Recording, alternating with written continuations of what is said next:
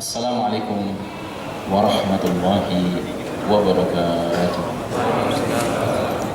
Alhamdulillah rabbil alamin.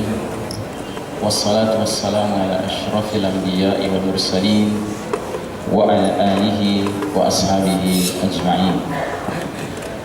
Qala Allah ta'ala fi kitabihil karim ba'da a'udzu billahi minasy syaithanir rajim. Ya ayyuhalladzina amanu taqullaha haqqa tuqatih wa la tamutunna illa wa antum muslimun.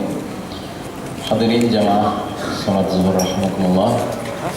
Kajian akhir zaman pada hari ini memasuki judul Zuhur Al-Mahdi atau menyambut tampilnya Al-Mahdi. Al-Mahdi bukan nama seseorang, tetapi Al-Mahdi adalah gelar seseorang. Al-Mahdi itu artinya laki-laki yang mendapat petunjuk.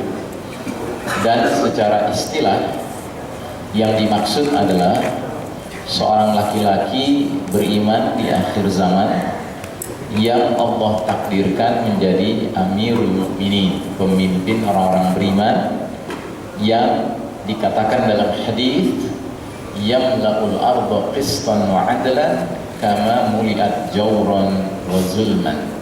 Al-Mahdi ini akan memenuhi bumi secara merata dengan keadilan dan kejujuran, sebagaimana sebelumnya bumi dipenuhi secara merata dengan kezoliman dan kesewenang-wenangan.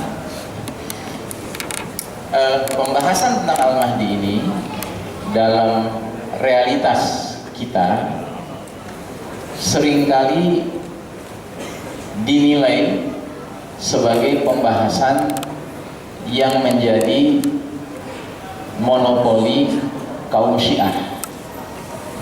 Mengapa demikian? Karena kaum Syiah sangat intensif sekali membicarakan tentang Al-Mahdi. Nah, namun demikian perlu disadari bahwa konsep tentang Al-Mahdi menurut kaum Syiah dengan menurut kita kaum muslimin jelas sangat berbeda. Jadi ada semacam perbandingan kemiripan dengan kita kaum muslimin mempunyai konsep tentang turunnya Isa alaihissalam, sedangkan kaum Nasrani juga punya konsep akan datangnya Yesus di akhir zaman. Kalau ada orang menyangka seorang muslim membicarakan Isa alaihissalam akan turun dari langit di akhir zaman berarti sudah keracunan ajaran Nasrani, ya, makanya jangan berkesimpulan kalau ada muslim membicarakan Al-Mahdi berarti dia sudah keracunan faham Syiah. Tidak begitu ya. Jadi soal Al-Mahdi, soal Isa alaihissalam ini memang termasuk min alamatis sa'ah, tanda-tanda sudah dekatnya as-sa'ah. Namun kita punya konsep yang sangat berbeda tentang Al-Mahdi dibandingkan kaum Syiah. Sebagaimana kita punya konsep yang sangat berbeda tentang turunnya Isa alaihissalam di akhir zaman dengan kaum Nasrani. Salah satu contoh saja, di kalangan kaum Syiah mereka berkeyakinan bahwa Al-Mahdi bila sudah hadir nanti mempunyai salah satu kelebihan keistimewaan, yaitu sanggup menghidupkan orang yang sudah mati. Kita tidak punya konsep itu. Menurut kita kaum muslimin, Al-Mahdi itu adalah manusia biasa, hanya saja mendapatkan tugas mulia dari Allah memimpin kaum beriman di akhir zaman keluar dari kezaliman yang mewarnai dunia menuju keadilan. Sedangkan keyakinan kaum Syiah bahwa Al-Mahdi sanggup menghidupkan orang yang sudah mati itu lebih jauh lagi. Mereka elaborasi dengan mengatakan bahwa di antara yang akan dihidupkan kembali oleh Al-Mahdi versi kaum Syiah ialah Abu Bakar dan Umar bin Khattab, dibangkitkan dari kuburannya, dihidupkan lagi oleh Al-Mahdi. Untuk apa? Untuk disalib, disiksa sampai mati. Na'udzubillah min dzalik. Nah, maka saudara rahimakumullah, ini perlu saya garis bawahi supaya tidak ada salah paham. Wah, ini Ustaz Ihsan ngomongin Al-Mahdi berarti Ustaz Ihsan Syiah nih, gitu. Padahal tidak. konsep tentang Al-Mahdi itu konsep kita kaum muslimin dalam ajaran Islam, namun konsepsi kita tentang Al-Mahdi dengan konsepsi kaum Syiah jelas sangat berbeda. Ya. Baik, kita mulai dengan general identity, ya, identitas umum dari Al-Mahdi, namanya, asal usulnya, saat kehadirannya, dan ciri-ciri fisiknya. Ya. Yang pertama, namanya diyakini mirip seperti nama nabi kita, nama ayahnya mirip seperti nama ayah nabi kita. Maka para ulama mengatakan Al-Mahdi itu namanya Muhammad atau Ahmad bin Abdullah. Yang kedua, asal usulnya merupakan keturunan keluarga Nabi Muhammad sallallahu alaihi wasallam. Jadi dia min ahlil bait, ya, ahli bait. Yang ketiga, kehadirannya di saat penghujung umur dunia. Jadi ketika dunia sudah senja, sudah menjelang dekat sekali as-saah akan datang, muncul Al-Mahdi. Kemudian yang keempat, ciri-ciri fisik Al-Mahdi menurut kita kaum muslimin, berdasarkan hadis-hadis yang kita miliki, kita tidak punya banyak gambaran tentang ciri fisik Al-Mahdi kecuali bahwa dahinya lebar, hidungnya mancung. Ini juga berbeda sekali dengan kaum Syiah. Kaum Syiah itu karena memang punya kebiasaan ngarang hadis, ya, maka mereka bisa menggambarkan Al-Mahdi itu sampai ke ciri-ciri fisiknya lengkap gitu, ya. Karena memang mereka biasa bikin hadis, ya, yang nggak jelas sanadnya, nggak jelas riwayatnya. Baik, kita mulai dengan yang pertama. Kata Rasulullah sallallahu alaihi wasallam, "Lau lam yabqa min ad-dunya illa yawmun, latawwalallahu dzalika al-yawma, thumma ittafaqu hatta yab'atha fihi rajulan minni aw min ahli baiti yuwatis musmi wasmu abismu abi." Artinya, sekiranya dunia tidak tersisa kecuali hanya sehari, maka Allah Ta'ala akan panjangkan hari itu sehingga Allah mengutus seorang laki-laki dariku atau dari ahli baitku, keluargaku, namanya mirip dengan namaku dan nama bapaknya, ayahnya juga mirip dengan nama ayahku. Cukup jelas. Adapun yang menyebutkan asal usul Al-Mahdi, inilah hadisnya, riwayat Abu Daud, Hasan statusnya, Al-Mahdi min itrati min waladi Fatimah. Al-Mahdi dari keturunanku dari jalur Fatimah. Fatimah di sini maksudnya Fatimah binti Muhammad yang dinikahi oleh Ali bin Abi Thalib, ya, radhiyallahu anhu. Dan kita kaum muslimin tidak mempermasalahkan apakah Al-Mahdi itu keturunan Hasan bin Ali ataukah Husain bin Ali. Bagi kita kilahuma khair, mau salah satu dari yang dua itu baik-baik saja. Tapi bagi kaum Syiah, Al-Mahdi itu harus keturunan Husain. Mengapa? Karena agama Syiah ini agama rasialisme. Jadi kalau Anda pelajari yang dimaksud oleh kaum Syiah dengan imam-imam mereka yang 12 itu umumnya semuanya jalur keturunan Husain. Nggak ada jalur keturunan Hasan. Kenapa demikian? Karena Husain pernah menikahi putri Persia, putri Iran, ya. Makanya agama Syiah ini agama rasialis sebenarnya, abang adik sama agama Yahudi. Dan memang Syiah itu yang bikin Yahudi. Abdullah bin Sabah, seorang Yahudi yang berpura-pura masuk Islam, mirip Snoop Burgronya, lalu bikin kerusakan dari dalam kaum muslimin. Nah, maka kalau Anda punya kenalan orang Indonesia yang nggak punya darah Persia tetapi dia menganut Syiah, ya kan? Coba Anda tegur dia, sudahlah, taubatlah. Anda udah capek-capek menyakiti diri tanggal 10 Muharram, ya, ngaku Syiah, padahal di kalangan Syiah sendiri Anda nih KW2, KW3 gitu, ya, nggak orisinal. Mendingan taubat aja deh, tinggalkan aja. Nah, jadi saudara sekalian rahimakumullah, ini asal usul ya. Jadi memang Al-Mahdi itu dari keturunan Nabi Muhammad SAW, khususnya dari jalur Fatimah binti Muhammad yang dinikahi oleh Ali bin Abi Thalib, dengan catatan bagi kita kaum muslimin pada umumnya, mau dari jalur Hasan kah? Oke, dari jalur Husain pun oke, tidak masalah ya. Kemudian yang berikutnya ciri fisiknya, Al-Mahdi minni ajlal jabhati aqnal anfi. Al-Mahdi itu dari keturunanku, dahinya lebar dan hidungnya mancung ya. Hanya ini saja yang kita miliki. Nah, jadi semua yang kita bicarakan ini kita sebut sebagai identitas umum Al-Mahdi, general identity ya. Jangan dijadikan patokan utama, bukan. Ini supplementary factors ya. Ini semuanya adalah faktor-faktor tambahan saja. Jadi jangan Anda misalnya sibuk membuka telepon directory, nyari orang namanya Abdullah, nelponin satu-satu, punya anak nggak namanya Muhammad, begitu punya Anda yakin wah ini Mahdi, gitu ya. Jangan. Atau ketemu orang namanya Muhammad, ayahnya Abdullah, dahinya lebar, hidungnya mancung, wah ini Mahdi. Enggak ya, ini identity secara umum saja, ini supplementary factors ya. Kemudian apa peristiwa-peristiwa yang mendahului tampilnya Al-Mahdi? Jadi ada prakondisi yang terjadi di dunia ini menjelang tampilnya Al-Mahdi. Nah, peristiwa-peristiwa itu terdiri dari satu, perselisihan antar manusia menjadi-jadi, dua, gempa semakin sering, dan yang ketiga, bumi dipenuhi dengan kesewenang-wenangan dan kezaliman. Hadisnya sebagai berikut.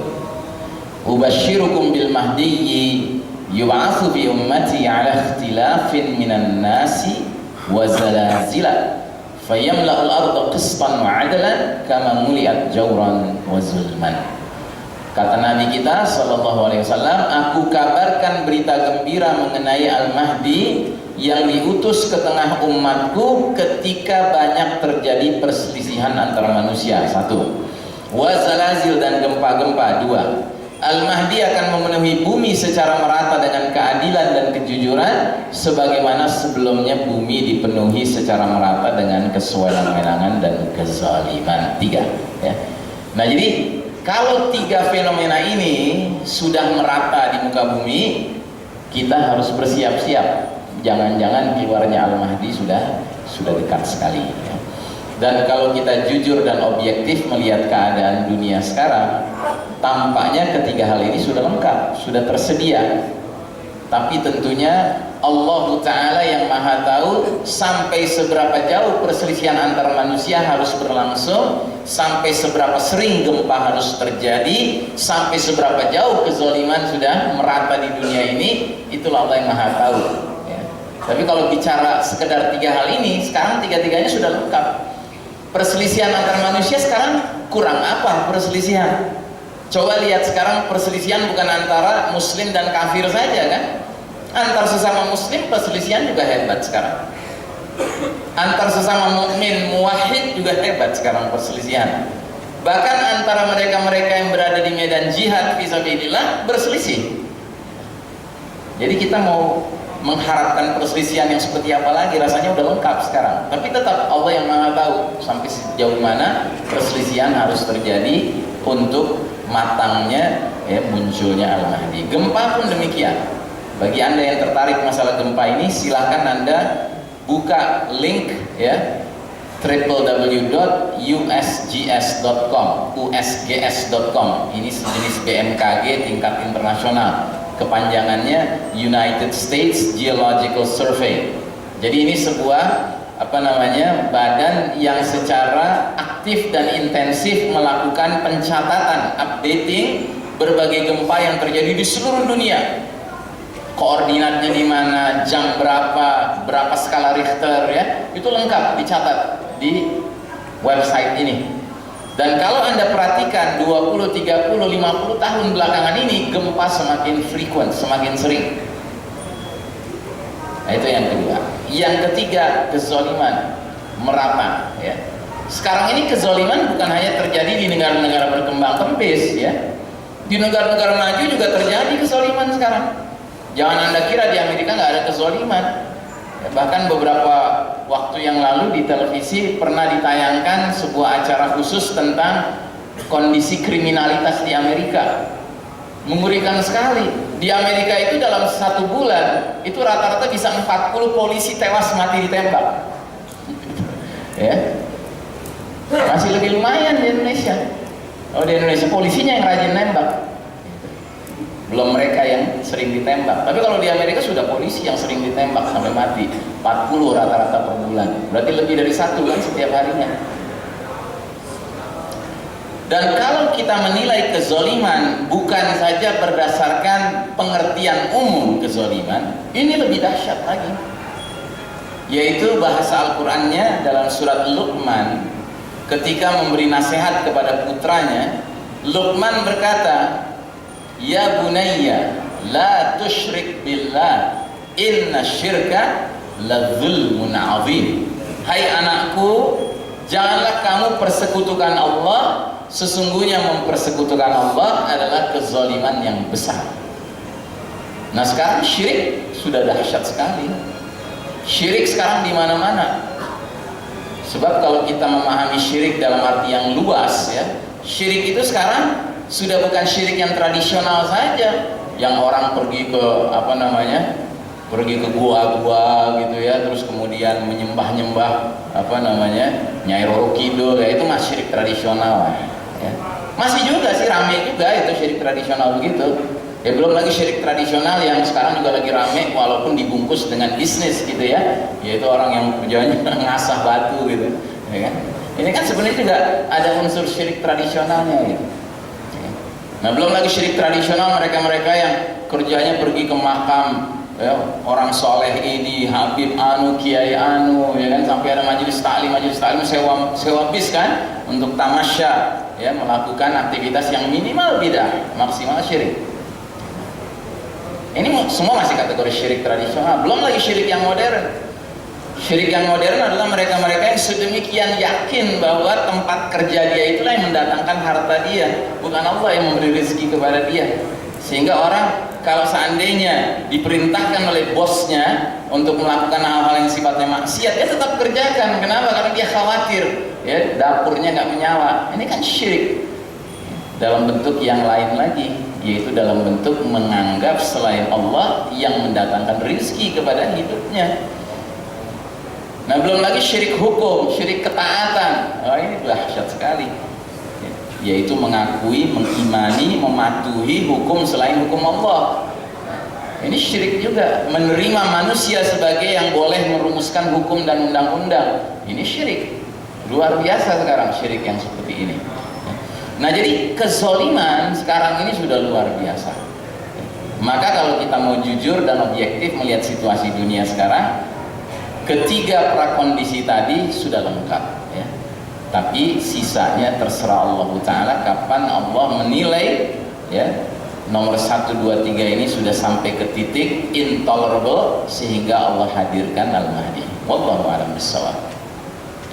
Selanjutnya, kalau kita kaitkan juga dengan hadis tentang ringkasan sejarah umat Islam, memang kita sekarang berada di era yang paling kelam dalam sejarah umat Islam, yaitu kita berada di babak keempat, yang kata Nabi Muhammad SAW, inilah babak kepemimpinan mulkan jabriyan, para penguasa yang memaksakan kehendak mereka, ya, para penguasa yang mengabaikan kehendak Allah dan Rasulnya.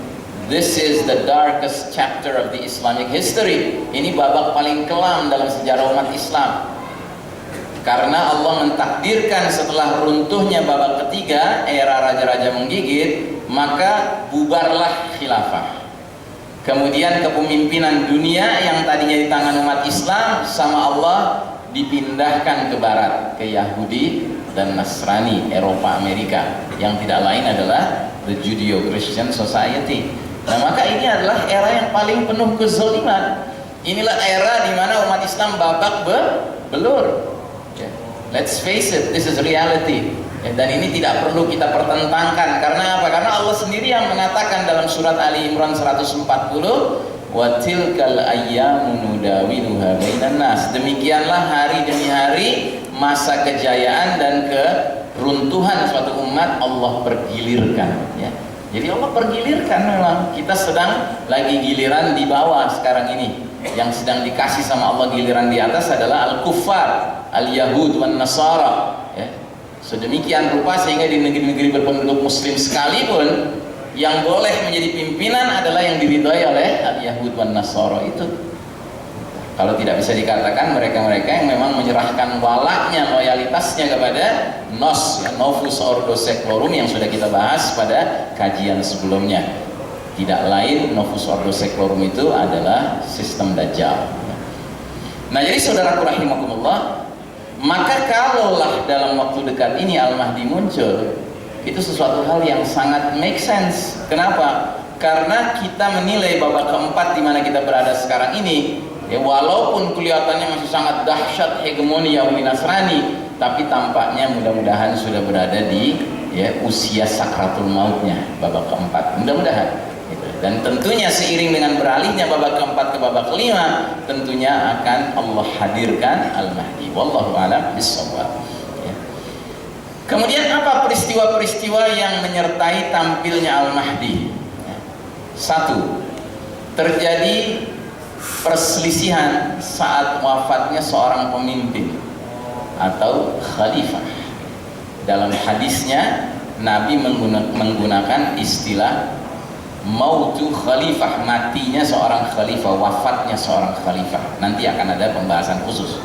Yang kedua, keluar seorang laki-laki dari Madinah, lari menuju Mekah, menuju Ka'bah, mencari perlindungan, dan laki-laki tersebut adalah Al-Mahdi. Tiga, sesampainya dia di Mekah, ternyata laki-laki ini didatangi oleh 313 orang, jumlahnya mirip seperti jumlah pasukan perang Badar, yang bersepakat mengangkat laki-laki ini menjadi pimpinan. Sehingga mereka menuntut laki-laki itu agar mengulurkan tangannya supaya mereka bisa membaiatnya, mengangkatnya menjadi pimpinan. Lalu kenapa di sini menggunakan kata paksa? Karena laki-laki ini tidak mau. Jadi laki-laki ini sama sekali tidak menunjukkan ambisi kepemimpinan. Dan itulah ciri orang beriman yang sebenarnya, bahwa walaupun sudah ada sekumpulan orang yang ingin mengangkat dia jadi pemimpin, tapi dia tetap tidak mau, ya, sehingga mau tidak mau dia harus dipaksa. Satu. Kemudian yang kedua, sebagian ulama mengatakan kenapa laki-laki ini harus dibayar dengan paksa, karena laki-laki ini tidak tahu kalau dirinya adalah Al-Mahdi sebelum akhirnya pembayatan paksa itu atas takdir Allah terjadi. Baru dia sadar dia Al-Mahdi, dan dia tidak siap sama sekali. Dia laki-laki biasa pada dasarnya, dia tidak memiliki kesiapan untuk memimpin umat, apalagi umat sedunia, tidak siap dia. Dan inilah cara Allah memelihara Al-Mahdi. Ini skenario Allah untuk memelihara kemaslahatan, keamanan Al-Mahdi. Bisa Anda bayangkan kalau Al-Mahdi sudah jauh-jauh hari terdeteksi keberadaannya, tentunya musuh-musuh Islam akan berupaya untuk, ya, assassinate, ya, membunuhnya, mungkin dengan drone kali, gitu ya. Tetapi dengan Allah menyembunyikan identitas Al-Mahdi kepada siapa? Kepada semua orang, termasuk Al-Mahdi sendiri nggak tahu dirinya Al-Mahdi. Inilah cara Allah memelihara Al-Mahdi dari kejahatan musuh-musuh Allah. Itu dari satu sisi. Dari sisi lain, sebagian umat Islam kita tahu kan sikapnya terhadap mereka-mereka yang dianggap sebagai ahlul bait, berlebih-lebihan kan.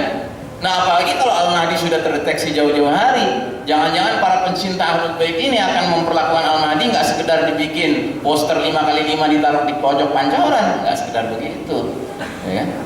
Tapi akan cium tangan, cium kaki kalau perlu. Nggak boleh nginjek bumi, digendong terus, ya kan? Pengkultusan terjadi. Nah, ini Allah melindungi Al-Mahdi dari dua ekstremitas ini. Ekstrim yang ingin membunuhnya dan ekstrim yang berlebihan mencintainya sehingga mengkultuskannya. Nauzubillah min dzalik. Nah, selanjutnya peristiwa yang terjadi adalah setelah siang harinya dia dibayat paksa dan dia tidak siap. Dalam hadis itu digambarkan bahwa Al-Mahdi itu menangis di depan Ka'bah, membayangkan beban tanggung jawab yang harus dia pikul padahal dia sama sekali tidak punya kesiapan. Lalu di malam harinya yuslihullahu fi lailah, Allah perbaiki, Allah islah Al-Mahdi dalam satu malam. Caranya bagaimana? Wallahu a'lam bishawab. Kita tidak punya keterangan dari nas, dari dalil tentang teknis bagaimana Allah mengislahnya. Tapi yang pasti cuma terjadi dalam satu malam. Dan yang pasti dia tidak perlu ikut Lemhanas, nggak perlu ikut penataran K4, nggak perlu ikut latihan mujahid dakwah di Salman seperti tahun 80-an dahulu, ya kan? Pokoknya tiba-tiba sama Allah diperbaiki sehingga esok harinya tampil sebagai pemimpin yang siap. Apakah ini bagi Allah suatu perkara yang sulit? Ya tentu tidak. Ini bagi Allah mudah-mudah saja. Ya. Makanya kadang-kadang kalau saya sedang merenungi tentang tampilnya Al-Mahdi, saya suka tertawa gitu ya, melihat bagaimana di zaman kita sekarang ini orang mencari-cari mengorbitkan calon pemimpin gitu kan, itu digadang-gadang, dikampanyekan gitu. Geli saya melihatnya gitu. Dan orangnya senang lagi dibegitukan. Padahal pemimpin dalam Islam itu munculnya tuh luar biasa ya, sampai ke tingkat harus dipaksa menerima kepemimpinan karena dia sadar betul amanahnya berat. Sebagaimana kata Nabi, al-imaratu fitnatun fid dunya wa khizyun wa amanatun fil akhirah. Yang namanya jabatan itu adalah potensi fitnah di dunia dan potensi kehinaan dan penyesalan di akhirat. Jadi kalau orang mengerti tentang posisi kepemimpinan itu, tidak mungkin ada orang muslim mukmin yang benar imannya akan sama sekali menampilkan diri sebagai pemimpin karena tahu bebannya sangat berat. Baik, nah setelah diislah Al-Mahdi dalam semalam dan sudah ada 313 orang pengikutnya ini, ada pasukan dikirim dari arah Syam. Ya, Syam itu wilayah di utara dari Jazirah Arab yang sekarang ini meliputi wilayah-wilayah Suriah, Palestina kata kita, Israel kata mereka, dan Jordan serta sebahagian Lebanon. Inilah Syam ya. Nah, ada penguasa zalim dari Syam mengirim pasukan ya, karena marah mendengar terjadinya pembaiatan Al-Mahdi. Kita tidak tahu siapa penguasa ini, tetapi di antara dugaan yang muncul adalah penguasa ini barangkali Syiah, sehingga dia tersinggung kenapa umat Islam lebih dahulu membaiat Al-Mahdi, padahal Al-Mahdi ini selama ini dianggap sebagai bahagiannya kaum Syiah. Nah, akhirnya dikirimlah pasukan. Nah, pasukan ini ternyata ditakdirkan sama Allah ketika melewati suatu gurun pasir antara Madinah dan Mekah, belum sampai ke Mekah. Pasukan ini sama Allah dibenamkan ke dalam bumi. Hanya disisakan 1 atau 2 orang yang hidup. Untuk apa? Untuk melapor kepada penguasa zalim yang telah mengutus pasukan tersebut apa yang telah terjadi pada pasukan tersebut. Dan berita ini tersiar ke seluruh dunia. Ada pasukan yang terbenam ke dalam bumi di satu wilayah gurun pasir antara Madinah dan Mekah. Dalam sebuah hadis dikatakan wilayahnya dekat Zulhulaifah. Zulhulaifah itu adalah tempat miqat orang yang akan berangkat haji atau umroh dari arah Madinah menuju ke Mekah ya. Nah, di antara kaum muslimin begitu berita ini tersebar bahwa pasukan itu terbenam, maka kaum muslimin yang paham tentang Al-Mahdi segera yakin bahwa Al-Mahdi sudah muncul. Ya, karena pembenaman pasukan ini satu peristiwa yang sangat fenomenal. Ini bukan peristiwa yang biasa-biasa saja. Ya, kita nggak tahu persisnya bagaimana bentuk pembenaman itu. Boleh jadi terjadi gempa barangkali, ya. Wallahu a'lam. Tapi yang pasti, begitu berita pembenaman pasukan ini tersiar ke seluruh dunia, maka kaum muslimin yang paham tentang Al-Mahdi segera berdatangan menuju ke Mekah untuk membaiat Al-Mahdi. Dan secara khusus Nabi Muhammad SAW menyebutkan gelombang kedua pembaiatan Al-Mahdi ini datang dari Syam dan Irak ya. Orang-orang terbaik dari Syam dan orang-orang terbaik dari Irak berdatangan untuk membaiat Al-Mahdi di Mekah. Maka serta-merta Al-Mahdi bukan saja punya pengikut, tetapi mempunyai pasukan. Karena gelombang kedua yang membaiat Al-Mahdi ini ya, sudah tidak mirip dengan yang 313 orang itu. Dalam hadis dikatakan 313 orang itu ciri khasnya adalah jumlahnya nggak seberapa, nggak sampai 1000, bahkan 500 saja tidak. Dan mereka orang-orang yang tidak punya proteksi, tidak punya perlindungan, artinya asumsinya mereka bukan orang-orang yang punya jabatan-jabatan formal, orang-orang biasa saja. Dan yang ketiga, mereka orang-orang yang tidak bersenjata. Nah, adapun gelombang kedua ini berdatangan kaum muslimin yang bahkan mungkin udah pasukan untuk memerangi Al-Mahdi dan pasukannya. Nah, ini konfrontasi pertama, ini kontak fisik pertama antara pasukan Al-Mahdi dengan pasukan lain. Dalam hal ini pasukan tersebut dipimpin laki-laki Quraisy yang paman-pamannya